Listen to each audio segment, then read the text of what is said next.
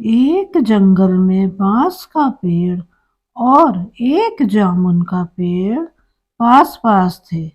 जामुन का पेड़ बांस के पेड़ की अपेक्षा बहुत मजबूत था। बांस का पेड़ बहुत पतला होने के साथ साथ बहुत लचीला भी था। हवा का रुख जिस ओर होता, बांस का पेड़ उसी दिशा में झुक जाता था।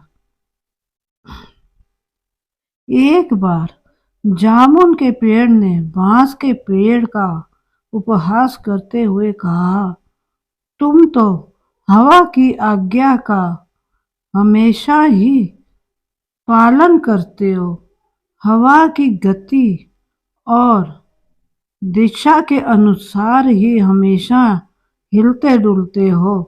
मेरी तरह शान से सीधे क्यों नहीं खड़े होते? तुम भी हवा से कह दो कि उसकी आज्ञा का पालन नहीं कर सकते।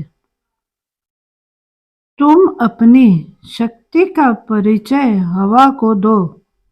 इस संसार में बलवानों का ही चारों ओर बोलबाला है।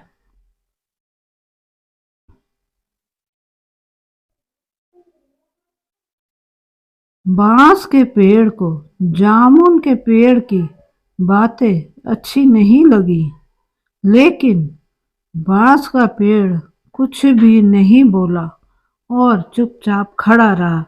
यह देखकर जामुन का पेड़ क्रोधित होकर बोला, तुम मेरी बात का उत्तर क्यों नहीं देते?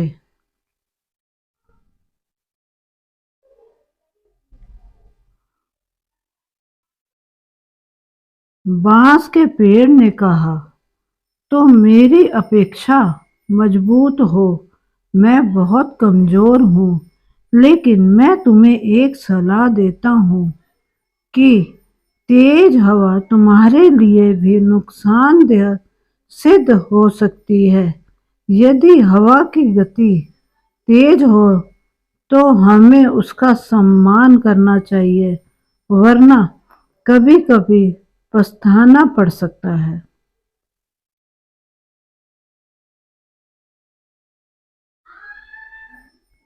जामुन के पेड़ को अपनी शक्ति पर बहुत घमंड था।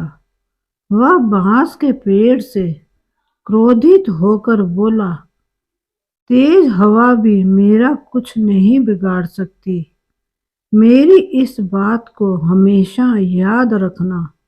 धीरे धीरे चलती हुई हवा ने बांस के पेड़ और जामुन के पेड़ के बीच होने वाली सभी बातों को सुन लिया। हवा तेज गति से जामुन के पेड़ से टकराकर आगे निकल गई। थोड़ी देर बाद हवा ने अपने अंदर कुछ शक्ति और समेटी और अपने को और भी गतिशील बना लिया।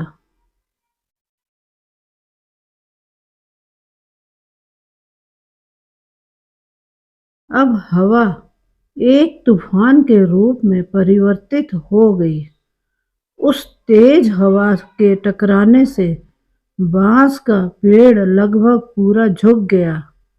वही हवा अब जामुन के पेड़ से दोबारा जाकर टकरा गई, लेकिन जामुन के पेड़ पर उस तेज हवा का कोई भी असर नहीं हुआ।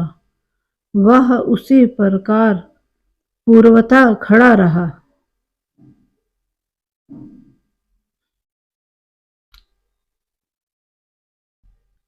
कुछ देर बाद तूफानी हवा ने जामुन के पेड़ किंजड़ों पर जोर से प्रहार करके उन्हें कमजोर कर दिया।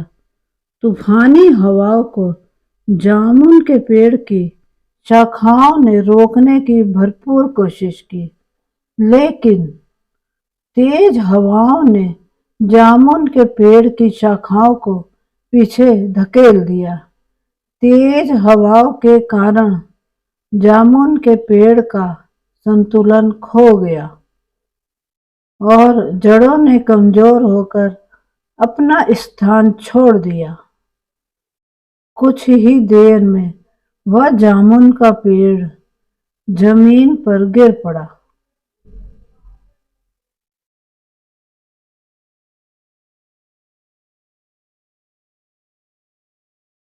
जामुन के पेड़ को धराशायी देखकर बांस का पेड़ बहुत दुखी हुआ।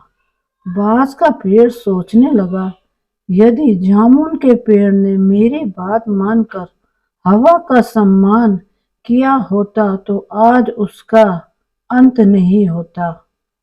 यह जामुन का पेड़ तो घमंडी था। शायद इसे नहीं मालूम था कि घमंडी का सिर हमेशा नीचा ही होता है।